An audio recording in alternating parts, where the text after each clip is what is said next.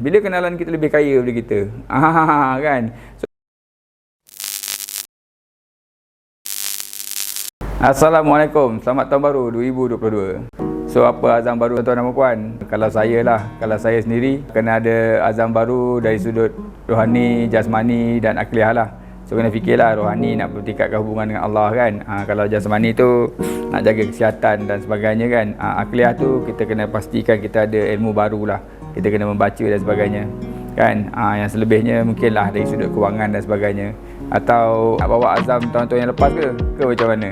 Tak apalah, apa pun saya doakan agar tahun ni lebih baik daripada tahun lepas. Kita dalam hidup ni, pada saya, kita tak payahlah nak letak benchmark lawan dengan orang lain apa semua kan. Cukuplah untuk kita perbaiki diri kita. Kita challenge diri kita untuk jadi lebih baik daripada tahun yang lepas. Kita challenge diri kita untuk jadi lebih baik hari ini daripada semalam. Yang tu lebih baik. Alright, baiklah, kita sambung lagi cerita kita. Kalau dalam video yang lepas saya dah terangkan tentang 3 mata kan.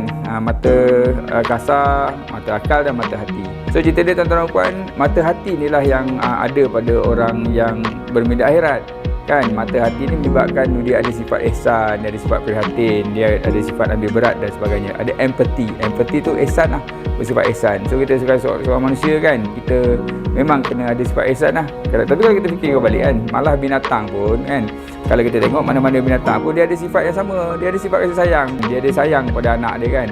Anjing pun dia sayang pada anak-anak dia kan. Ini kan kita pula manusia kan. Cerita dia macam tu. So tuan-tuan puan, hari ni kita sambung lagi kisah mata hati dia tadi. Sebab mata hati ni kan, kalau kita tak train dia kan, nanti mata hati kita tu tak tajam kan. Kalau kita nak kuatkan diri kita, otot-otot kita kan, kita mungkin pergi angkat berat ke apa semua kan. So jadi kita jadi kuat. So mata hati kita pun perlukan training, a lot of training in order untuk dia jadi tajam. Boleh faham tak ni? So kalau kita cerita mata hati, katalah kita ambil apa beza mata kasar, mata akal dan mata hati. Kalau kata kita biasanya bila kita nampak orang pakai jubah lah sebagai contoh kan, mata akal dan mata kasar kita kata apa, orang tu kuno dan ketinggalan. Tapi kalau orang yang bermata hati, dia kata orang yang pakai jubah tu kan, dia dapat pahala sunnah tu.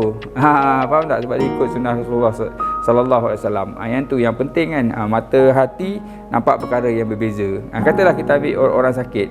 Bila kita dapat tahu ada orang sakit kan, kalau kita gunakan mata akal dan mata kasar, kita tak buat apa-apa pun, kita buat dek je. Mungkin yang paling kuat pun kita hantarlah dekat dalam WhatsApp group tu kan, syafakallah kan. Tapi kita tak ambil tindakan untuk ambil tahu ke, atau pergi ziarah ke dan sebagainya.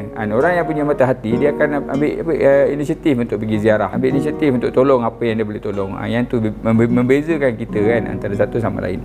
Kemudian kalau katalah satu isu lagi, katalah jumpa duit. So kalau kata yang mata kasar dan mata akal, bila jumpa duit tu dia kata untung untung jumpa duit kan, dia ambil duit tu, dia belanja kan. Tapi orang yang punya mata hati kan, dia takkan kata untung jumpa duit tu. Kenapa? Sebab dia akan fikir siapa punya hak duit tu. Kan, kalau dia ambil duit tu, dia akan ambil hak orang lain. Jadi dia akan cuba untuk ambil duit tu, dan sebab dia tahu benda tu bukan hak dia kan, duit tu bukan hak dia, jadi dia mengambil inisiatif untuk pergi cari siapakah orang yang punya duit tersebut. Kena fikir tu, kadang-kadang kita ni suka ambil hak orang lain kan, kita rasa teruntung kan, dapat barang-barang tu kan, jumpa benda secara percuma kan. Ni banjir-banjir ni kan, kita jumpa fridge lah, jumpa besi basuh lah yang terapung-terapung tu kan, kita ambil terus kan, walhal dia ada yang mempunyanya. Kenalah cari balik dan pulangkan balik kepada mereka. Itu cerita dia tuan-tuan dan puan. Kalau kita tengok dari sini lain, katalah kita jumpa orang yang bergaduh. Orang yang bergaduh, kita biarkan je, kita buat bodoh kan. Tapi kalau orang tu punya mata akhirat kan, punya mata hati yang tajam kan, jadi dia akan ambil inisiatif untuk meleraikan pergaduhan tu tadi. Sebab itu yang Nabi sunnahkan untuk kita buat. Yang tu sangat-sangat penting kan, iaitu untuk menamaikan dua orang yang bergaduh kan. Kemudian kita ambil senario lain pula kan, bila kenalan kita lebih kaya daripada kita. Kan. So mata akal dan mata kasar kan, kita iri hati dan dengki. Kita kalau boleh kan, kita nak jatuh orang tu kan. Kita memang tak puas hati lah orang lebih kaya daripada kita kan. Sebab manusia ni sifat dia bersifat dominan tuan-tuan. Dominan tu maknanya dia rasa dia nakkan dia lagi hebat daripada orang lain. Dia tak boleh orang lain lebih hebat dari diri dia. Sedangkan dalam Islam kan, kalau kita ada punya mata hati kan, rezeki tu datang dari Allah. Orang tu jadi kaya kerana Allah. Orang tu jadi kaya kerana amalan dia kan. Ataupun kalau bukan kerana amalan, kerana Allah duga dia dengan kekayaan tu tadi. Apa pun kita husnuzon, kita bersangka baik, dan kita raikan orang yang kenalan kita yang kaya tu, kawan kita yang kaya tu kan. Kalau kita buat baik dengan dia lagi bagus, sebab nanti dia boleh belanja kita makan kan. boleh makan kat Menate ke apa, betul tak? Itu cerita dia. Kemudian kalau kita ambil senario satu lagi kan, kalau bila kita diperlakukan, jadi kalau kita orang punya mata akal dan mata kasar kan, kita selalunya tak puas hati lah, kita akan cuba balas dendam lah. Kalau kita tengok cerita-cerita Mak Saleh tu kan, buatnya sikit kan, tapi kena belasah kau-kau kan. Betul tak? Membalas dendam, membalas dengan tidak adil dan saksama. Itu masalah dia kan. Sedangkan kalau kita punya mata hati yang tajam kan, kita tahu yang benda tu berlaku atas izin Allah, Allah yang menentukan keadaan tu jadi begitu kan.